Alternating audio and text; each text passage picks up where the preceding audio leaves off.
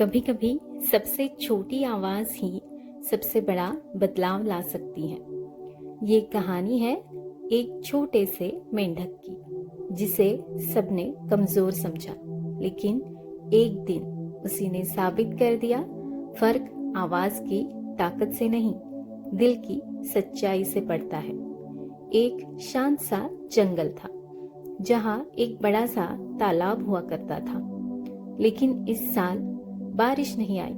धीरे धीरे तालाब सूखने लगा, पानी कम होने लगा और सबकी उम्मीदें भी कम होने लगी। और उसी तालाब में रहता था एक छोटा सा मेंढक, नीलू।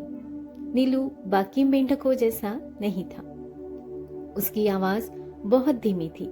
जब बाकी मेंढक जोर से टर्राते तो उसकी आवाज कहीं खो जाती और इसलिए सब उसका मजाक उड़ाते। तेरी आवाज से क्या होगा, ऐसा कहकर उसे चिढ़ाते। एक दिन सभी जानवर इकट्ठा हुए। बूढ़ा कछुआ बोला, जब मेंढक दिल से पुकारते हैं तो बारिश आती है। सभी मेंढक मिलकर जोर जोर से टर्राने लगे, पूरी ताकत से।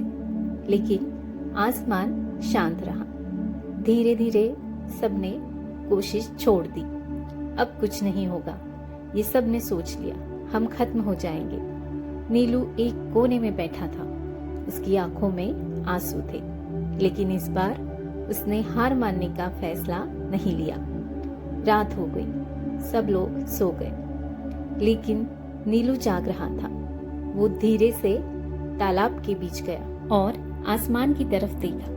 मैं छोटा हूँ, मेरी आवाज भी छोटी है, लेकिन मेरी कोशिश सच्ची है।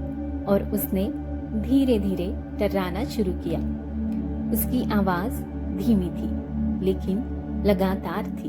वो रुका नहीं, थका नहीं।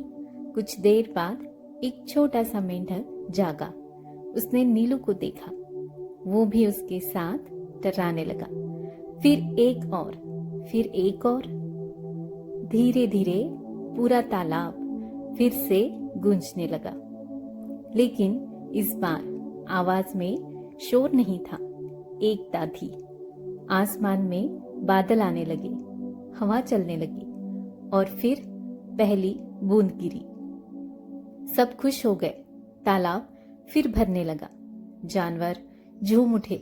सभी नीलू के पास आए, जो कभी उसका मजाक उड़ाते थे। आज वही कह रहे थे, हम गलत थे।